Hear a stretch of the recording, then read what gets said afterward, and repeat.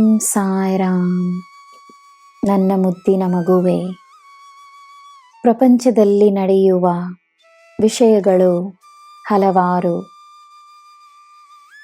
ನಿನ್ನ ಹಿತದಲ್ಲಿಲ್ಲದ ವಿಷಯಗಳ ಮೇಲೆ ಅತಿಯಾದ ಗಮನವನ್ನು ನೀಡಿದರೆ ಅಲ್ಲಿಂದ ಪ್ರಾರಂಭವಾಗುವುದೇ ಭಯ, ಆತಂಕ, ದುಃಖ ಮತ್ತು ಅಭದ್ರತೆಯ ಭಾವನೆ.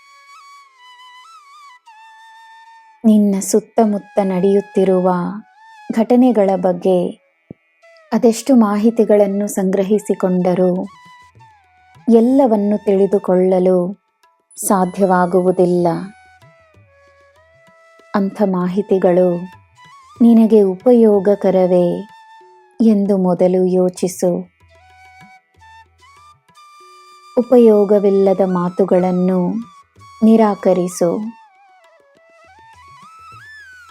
ನೀನು ಕೇಳುವ ಮಾತುಗಳ ಮತ್ತು ನಿನ್ನ ಆಲೋಚನೆಗಳ ಪ್ರಭಾವ ನಿನ್ನ ಮನಸ್ಥಿತಿಯ ಮೇಲೆ ಆಗುತ್ತದೆ.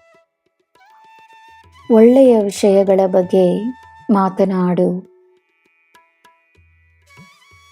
ನಿನ್ನಿಂದಾದಷ್ಟು ಒಳ್ಳೆಯದನ್ನು ಮಾಡು. ಒಳ್ಳೆಯ ಜನರ ಸಂಪರ್ಕದಲ್ಲಿದ್ದರೆ ಒಳ್ಳೆಯ ವಿಚಾರಗಳು ಮನಸ್ಸಿನಲ್ಲಿ ಜನ್ಮಿಸುತ್ತವೆ. ನಿನ್ನ ಕೈಯಿಂದ ಒಳ್ಳೆಯ ಕಾರ್ಯಗಳನ್ನು ಮಾಡಿದಾಗ ಒಳ್ಳೆಯ ಕರ್ಮವು ಸೃಷ್ಟಿಯಾಗುತ್ತದೆ. ಹಾಗೆಯಾದಾಗ ನಿನ್ನಲ್ಲಿ ಈ ಪ್ರಪಂಚದಲ್ಲಿ ಒಳ್ಳೆಯತನವಿದೆ ಎಂದು ನಂಬಿಕೆ ಇರುತ್ತದೆ. ನಿನ್ನ ಮನಸ್ಸಿನಲ್ಲಿ ಧೈರ್ಯ ತುಂಬಿರುತ್ತದೆ. ನಿನ್ನ ಮನಸ್ಸಿನ ಭಾರ ಇಳಿಯುತ್ತದೆ. ನನ್ನ ಮಗುವೇ, ಇಂದು ನೀನು ನನ್ನಿಂದ ನಿನಗಾಗಿ ಅಲ್ಲದೆ ಬೇರೆಯವರಿಗಾಗಿ ಏನಾದರೊಂದನ್ನು ಕೇಳು.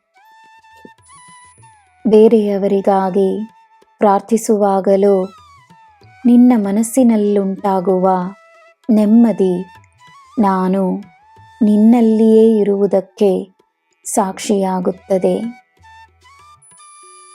ಇನ್ನೂ ಆಗದ ಕೆಲಸದ ಬಗ್ಗೆ ಚಿಂತಿಸಬೇಡ, ಧೈರ್ಯವಾಗಿರು. ನಿನ್ನ ಶ್ರಮವೇ ಇಲ್ಲದೆ ಆ ಕೆಲಸವನ್ನು ನಿನಗೆ ಮಾಡಿಸಿಕೊಡುತ್ತೇನೆ.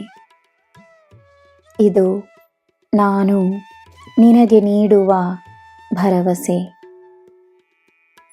ನಿನ್ನ ಯೋಗಕ್ಷೇಮಕ್ಕಾಗಿ ನಾನು ನನ್ನ ಕೆಲಸವನ್ನು ಮಾಡುತ್ತಲೇ ಇರುತ್ತೇನೆ. ನಿನಗೆ ಎಲ್ಲ ಶುಭವೇ. ಜೈ ಸಾಯಿರಾಮ್.